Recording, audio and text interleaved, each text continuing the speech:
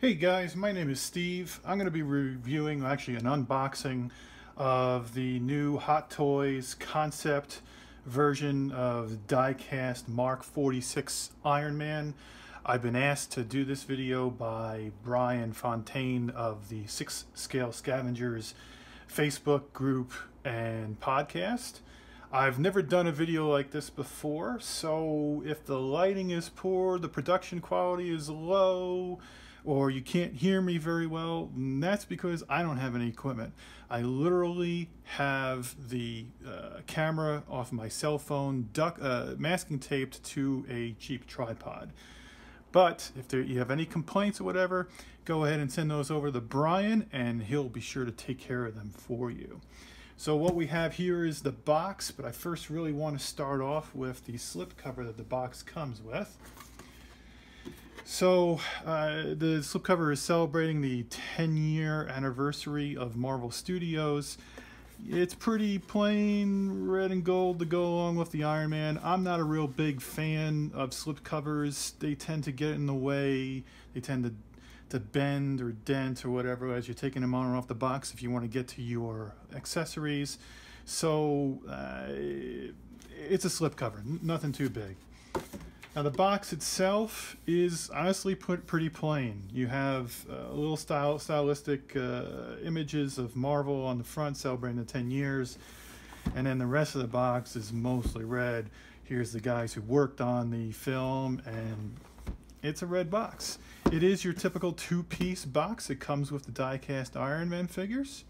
So to get inside, we're going to go ahead and pull that open.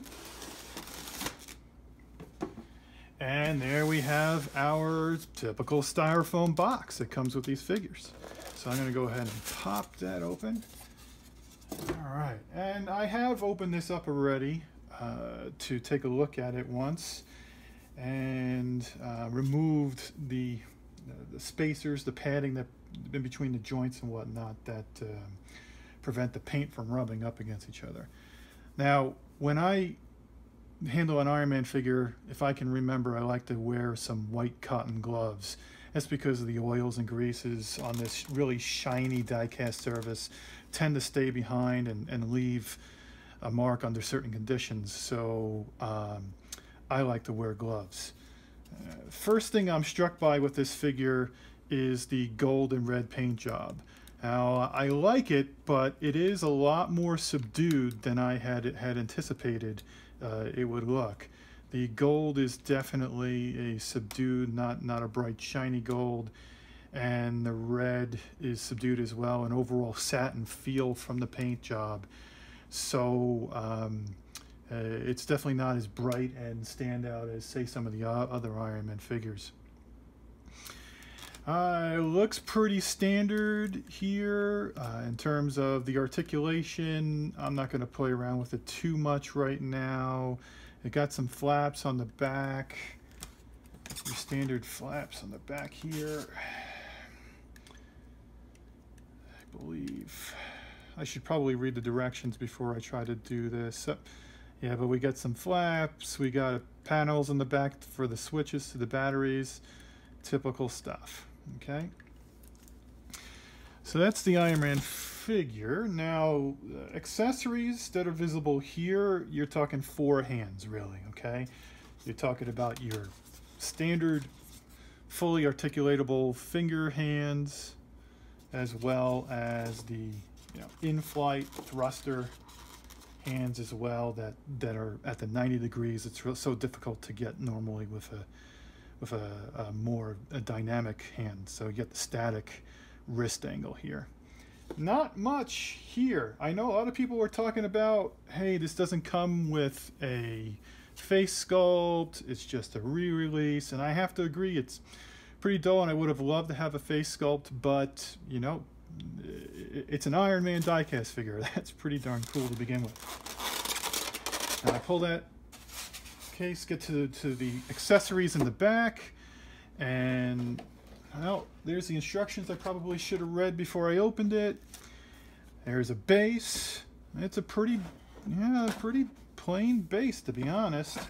I'm not a big fan of these bases that have words on them.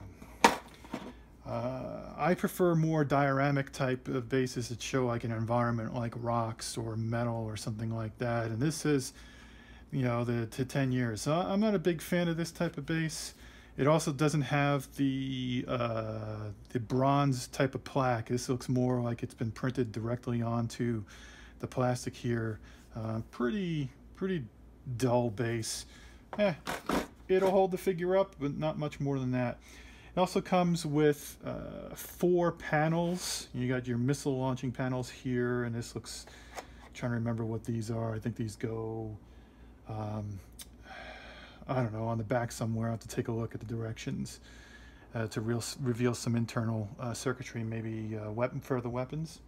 Your batteries, your stand, and your tools. So, a pretty sparse set of accessories that come with this.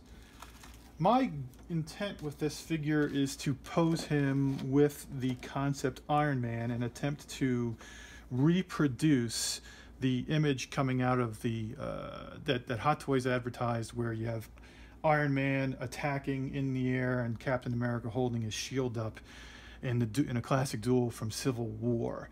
So I have that Captain America figure now. I'm going to go ahead and pose Iron Man with him and give you an idea of what this looks like when it's all posed up. Okay, so I've got the 2 figures posed now. Had a little bit of a surprise when I went to pose them like I wanted to. You know, out of the photos that Hot Toys published have Iron Man in the air attacking Iron Man, or maybe in the air from behind attacking him. And all those require you to pose Iron Man in the air, but they gave you a base that is more made for a on the ground static pose. So because I don't have a stand that's strong enough to hold them in the air, I wasn't able to reproduce that picture. That is a major bummer for me at this point. So I had to satisfy for an on the ground fight. And you know, while it looks good, it doesn't show Iron Man kind of getting the upper hand on Cap, so it's not quite as dramatic as that would be. Now, the other thing I noticed while trying to pose Iron Man, it's a little difficulty getting that shoulder pad to sit right with the punch, the winding up for the punch. And then the other thing was the ankles have terrible up and down articulation. You really can't get a straight line like flying through the air sort of pose out of those ankles. They're very limited. So a little bit disappointed there as well. Even if I could get him to fly, couldn't get that foot angled out very much.